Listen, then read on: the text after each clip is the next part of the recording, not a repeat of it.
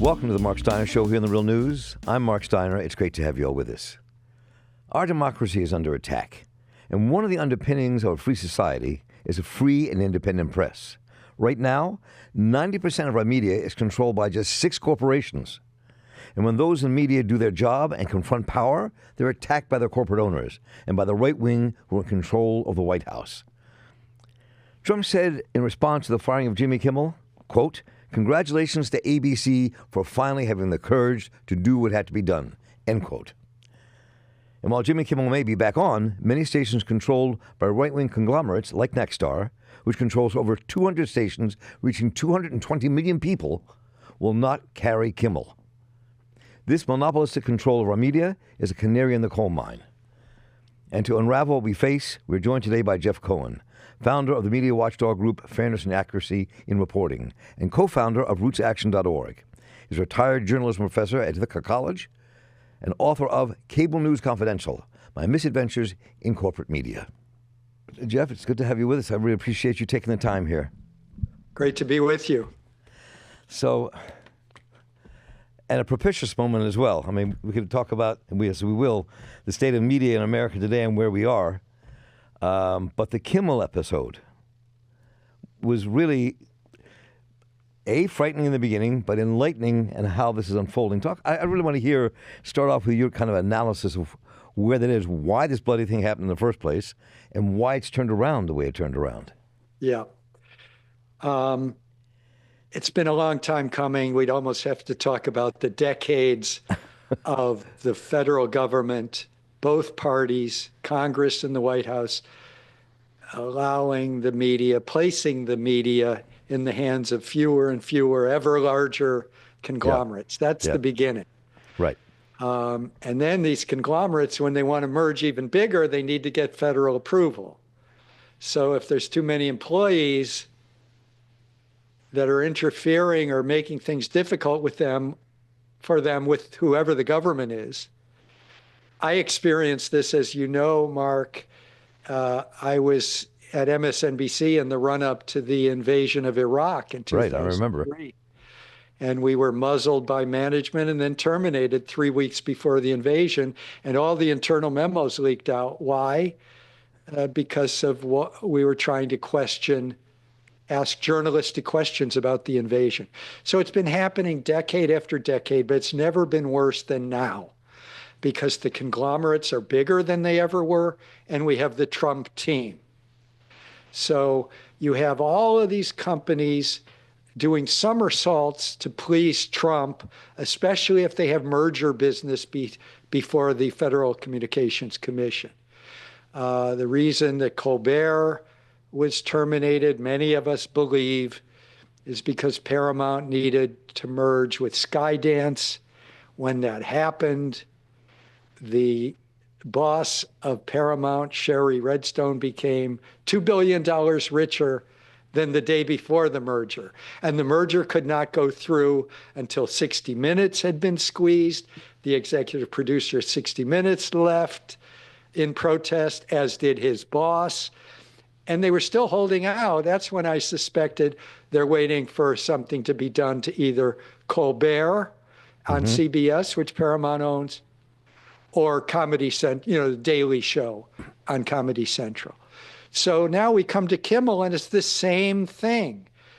Disney had merger business before the Federal Communications Commission. Disney already owns Hulu, the streaming service, and they wanted to get Fubo. And that needs federal approval. It's currently at the Justice Department, Trump's Justice Department. Right. And then, perhaps even more important than Disney's collaboration with Trump in suspending Kimmel, was 2 big television groups. One is the right-wing Sinclair Broadcast Group, which is as Trumpian as any media company in our country. And the other, and they own or operate nearly 200 television stations. And Nexstar owns even more TV stations. And both of them, after the FCC threatened to go after ABC affiliates carrying Kimmel, That's also unprecedented. Those two companies said, we're preempting Kimmel. And that put pressure on Disney, and then Disney folded. But what it has to be understood about both Nexstar and Sinclair Broadcast Group, they're government-created conglomerates.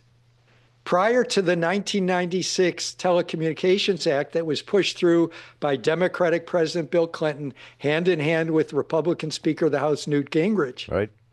You could only own 12 TV stations in the whole country.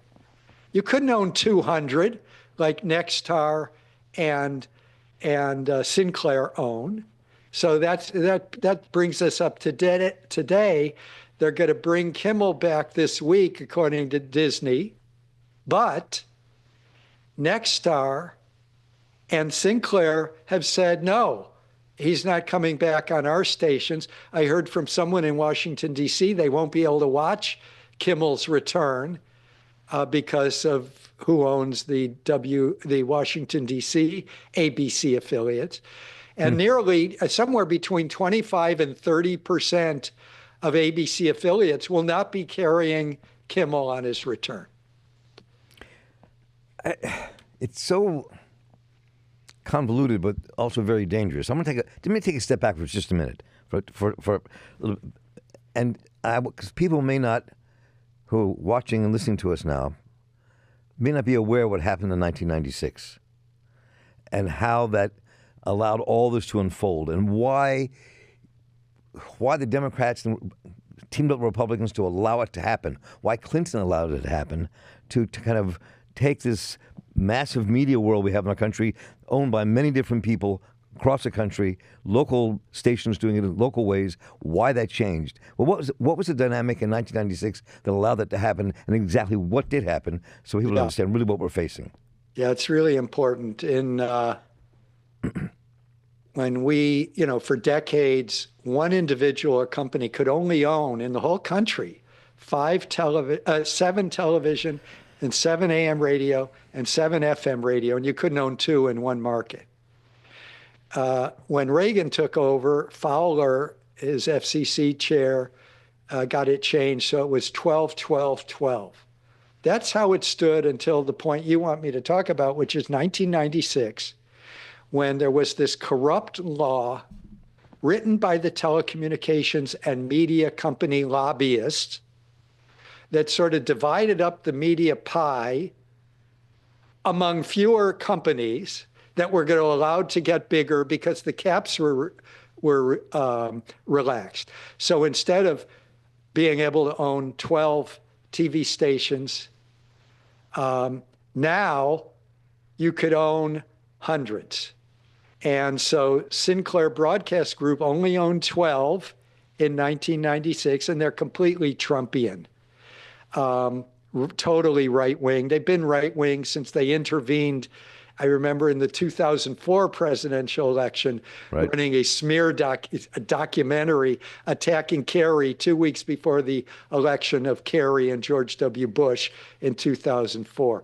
So those companies, thanks to the Telecommunications Act of 1996, they now own or operate around 200 stations. That was illegal in 1995. You could only own 12 nationwide. So other things that happened, Murdoch, because of the 1996 bill, he was able to build his Fox empire. Clear Channel, a right-wing radio company out of Texas, closely allied with George W. Bush. Prior to the Telecommunications Act, they owned 50 radio stations. Within 2 years, they owned about 1,200 radio stations. Again, this was written by lobbyists. FAIR, the Media Watch group that I founded, we were protesting. We were trying to get journalists to even cover this 1996 Telecommunications Act, which was the biggest change in media since the 1930s. And you couldn't get coverage. I remember the Consumer Federation of America was so concerned about how little attention this very dangerous pro-corporate media bill was getting They went to CNN and said, hey, we've raised the money for a 30-second ad to warn the public, and CNN wouldn't sell them the 30-second ad time. Would not sell them the ad Right. time. So it was horrific at the time.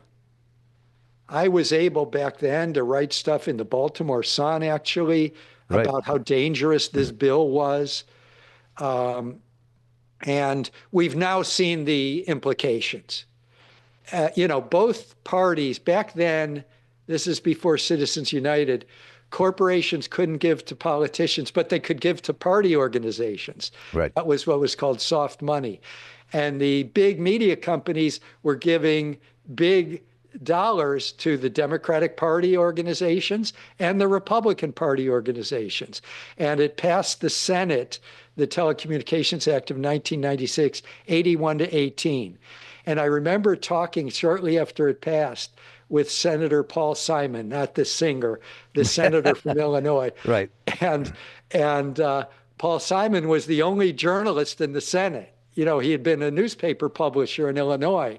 And he said, it's one of the proudest votes I've ever cast was to vote no on this horrible bill, giving all of our media information power to fewer and fewer big companies. So the 1996 Act, when I say to people, don't just blame Trump. If you're blaming presidents for the censorship that's going on, whether it's journalists, whether it's Colbert, whether it's Kimmel, also you have to blame President Bill Clinton, a Democrat, because of the role he played in pushing this corrupt legislation. And again, Democrats were getting big money from the media companies as well as Republicans. I mean, in that period, I remember, well, I was on public radio with my show, and we covered this. It was almost like it was deafening, the silence of the opposition to what we saw unfold. And I think, so what, especially what you've been writing lately, is we're reaping what was sowed then. And I think that this is, as I said earlier, like we're on a very dangerous precipice with corporate control of everything we see, read, and hear. Yeah. And a very right-wing government in power. Yep. In our country. And I don't think people really kind of understand the clear danger that this poses for us. Yeah, and remember, when these companies want to get even bigger, they need federal approval, and that means Trump. And Trump's basically told every federal agency, you work for me. So the Federal Communications Commission used to be somewhat independent. Now it's headed by a Trumpite. He wrote part of Project, 2025. Right. He wrote the part of it on the media, and that's Brendan Carr. He's maybe even more ferociously right-wing than Trump. And so these companies, Nexstar, which already owns or operates 200 television stations, and they won't be running Kimmel when Kimmel comes back. They want to merge with a company called Tegna Media, and instead of just reaching 39% of U.S. households, which is what the cap is now, they want it changed to 80%. And Brendan Carr at the FCC has basically said he would do that. So the FCC has to approve the Nexstar merger. They need to approve, the Justice Department is now investigating the merger Disney wants, where they will take over Fubo to go along with their Hulu. So it's also the internet tycoons. I mean, the billionaires control the media. And you had all of them sitting in the front row of the Trump inauguration. That was unprecedented. Mark, you and I go back a few decades, but for young viewers, we have to let them know how abnormal all of this is. That instead of in the front row being U.S. senators who've been in office for 20, 30 years, it was the tech moguls. It was Zuckerberg. It was Bezos. It was Elon Musk. Bezos owns the Washington Post. He's demanded that the opinion page only have free market propaganda. You can't be critical of corporate capitalism on the Washington Post. People have had to resign. Their political cartoonist, their award winner, Ann Telnay, she had to resign. recently over comments about Charlie Kirk that were accurate, just quoting what Kirk stands What he for. actually said. Right. Yes, she got fired. The Global Opinions editor, an African American woman, Karen Atia. So, the censorship is worse than ever. It's happening because the media are concentrated in the hands of a few. People always say, well, at least Colbert can go until May. I'll be shocked if he survives till May. Kimmel's contract, he's coming back, but he's coming back limping because those huge station groups aren't carrying it, at least not now. And I saw a great quote from the head of Nexstar, or from their PR. They're not going to bring Kimmel back to their, I think they have more than 30 ABC affiliates, because approval is pending. They want to see if Kimmel will be fostering an environment of respectful dialogue. Now, I guess that means they can't cover anything that comes out of the mouth of Trump, because he's usually so abusive and name-calling. But Kimmel, they want to be more obedient. So, yeah, it's utterly dangerous that the billionaires and these conglomerates have been having handed so much media power. All they care about is profit maximization. They don't care about journalism. They don't care about the right to dissent. ABC News is a shrinking part of the Disney conglomerate. They don't care about news or journalism.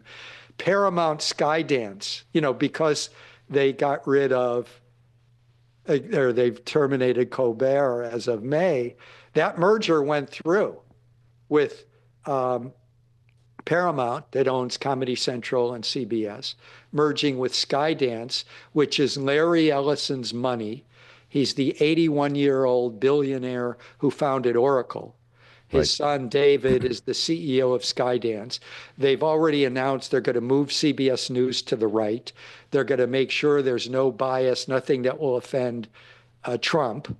People have already left CBS News because of this. It's going to get worse. And there was an amazing column by a former Wall Street banker who's now a publisher in the New York Times a couple days ago. And he said, Larry Ellison, the 81-year-old billionaire, who's now perhaps the billionaire most closely allied with Trump since Trump had his falling out with Musk, this guy is now the money behind Paramount, Skydance, which owns CBS, Comedy Central, and so much more. He's going to get a majority stake. He's part of this consortium taking over TikTok. And there's evidence that Larry Ellison wants to take over Warner Brothers Discovery, which owns HBO, CNN. So we're in and again, if Trump gets what he wants out of these conglomerates, he's going to approve these mergers that would not have been able to be approved years or decades ago. So one of the things I was thinking about reading all this and kind of leading up to this conversation, but also just kind of covering this because of the years I've been doing this work in media, is that this reminds me of the period of the trusts that ran America in the late 1890s, early 1900s, before Teddy Roosevelt kind of broke them up. All you can say about Teddy Roosevelt, you can say about him, but he broke up the trusts. Yeah. He went after them. Oh, He yeah. didn't back down. So where do you think that political force is today to take this on? Well, what's fascinating is when you do polls of the public, whether it's right-wing people, left-wing people, everyone thinks there's too much corporate power and too much corporate it's just not debatable that the masses want these things broken up. You can do polls on this. Are the insurance companies too big? Is big pharma too big? So you bring up the key point that the reason the media have been able to be put in the hands of such a few companies is antitrust law quit being enforced. Right. The Federal Communications Commission kept changing its rules to loosen ownership caps. Think about antitrust. One of the most important cases in the area of media and information, when government still enforced antitrust law that, as you say, came about at the turn of the 20th century with a Republican president, Teddy Roosevelt. In 1948, the Justice Department, in a suit initiated under Franklin Roosevelt's government that was continued under Harry Truman's government, they said to the big movie studios, the case is called United States versus Paramount. The movie studios, you want to own movie studios? You shouldn't be able to own the where you produce the content. You shouldn't be able to own the movie theaters that are at the end delivery point of the product or the content. Classic vertical monopoly was not allowed. And they had to sell off their theaters. And it allowed independent movies to sometimes be shown in theaters because there was no longer this vertical monopoly. That was 1948. Beginning in the 80s with Reagan, continuing with Clinton in the 90s and Bush and Obama, they don't enforce antitrust law. And what was interesting is one of Biden's best appointments of all was the head of the Federal Trade Commission, Lina Khan. And she was really a brake on some of these mergers. And you had big Democratic donors like Kamala Harris's big donor, Reid Hoffman, was demanding month after month, they've got to get rid of Lina Khan at the Federal Trade Commission because she was obstructing these ridiculous mergers that all would have been illegal 10, 20, 50 years ago. And if Kamala Harris had been elected, Lina Khan was probably going to go. So that's the problem. You bring up antitrust. We used to have rules that made the economy more competitive and allowed smaller outlets, smaller companies, including smaller media companies, to compete. That's a bygone era. And it's not a natural process that the media were handed over to a few companies. It's utterly corrupt. These companies were funding both parties, usually done behind closed doors. As you know, the 1996 Telecommunications Act, the biggest change in media law for 60 years, was hardly discussed in mainstream media. Nobody covered it. I mean, in that period, I forced a conversation on Capitol Hill with our Maryland congressman about that bill, because you saw the handwriting on the wall. You knew what it was going to mean. Yep. So I just wonder, in all the ways of looking at where our media is at this moment, how do you see the political opposition organizing to stop it? Yeah. Or does it exist? Well, the fascinating thing is most of the people getting censored are not as famous or big as Jimmy Kimmel. But when he got suspended, there was an uprising. There were demonstrations in the streets. There were all these online petitions. There was, let's boycott Disney, boycott Hulu. 400 of the biggest names in Hollywood all signed an ACLU petition protesting the FCC, putting pressure to get Kimmel suspended. So that's the good news, is people know how to organize on behalf of freedom of speech, the right to dissent. But a broader answer to your question is independent media. That's the key. I've supported the Real News Network since day one. If you know about the Real News Network, and most Americans do not, fund it, tell your neighbors and friends and relatives about it. Independent news outlets are doing the serious journalistic work and having the serious debates that are not happening in mainstream media.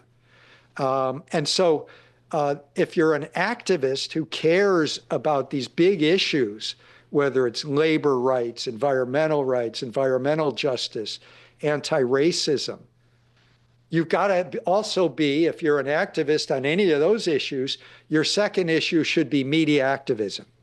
And if you're a media activist, that means You resist censorship wherever you see it. Right. And you use your own email, your own social media, your own word of mouth to promote the Real News Network, to support these places that are doing the real digging and having the voices. I can't get on mainstream media anymore. I was banned in 2003. They won't have you. Right. I mean, right. with Phil Donahue, I saw what media censorship was up close. Right. And so I'm a big believer in independent media. The independent media is strong, but it needs activists to promote it because the Real News Network doesn't exactly have a big ad budget. It does not. And I think one of the things in terms of what you're laying out for people to hear is that most Americans, I think, at this point, don't understand the danger we're in with this kind of right-wing authoritarian power in Washington, D.C., the destruction of our independent media, the monopolies taking place over our media and what we hear and learn. I mean, this is a moment where I think that people have to, the most we can do is to kind of make people understand what we face. Our democracy is under threat. Our media independence is under threat.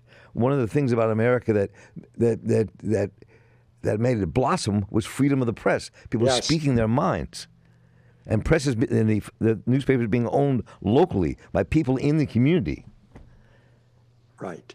And you've said it. I mean, we were the original democracy. It was always imperfect, always was racist, but we, when de Tocqueville, a French nobleman's traveling all around the U.S., he's just amazed. Everyone's reading newspapers because he came from Europe where it was all monarchs. And, I've marveled as recently as a few weeks ago that, we're a country where you can have Jimmy Kimmel and Colbert criticizing, ridiculing the president night after night with millions of people watching. But again, that seems to be a thing of the past. Even the comedians are going to have to go independent. Colbert, if he wants to do something, he'll be doing it online probably.